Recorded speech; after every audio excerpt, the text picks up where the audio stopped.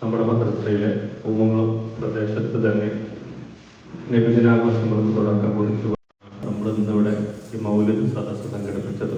കൂടെ നമ്മുടെ മത്സര പരിപാടികളുടെ ലോഗോ പ്രകാശനം അത് ഇന്ന് നടക്കാൻ പോകുന്നു. അല്ലാഹു അക്ബർ അല്ലാഹു അക്ബർ അല്ലാഹു അക്ബർ ലാ ഇലാഹ ഇല്ലല്ലാഹു അല്ലാഹു അക്ബർ.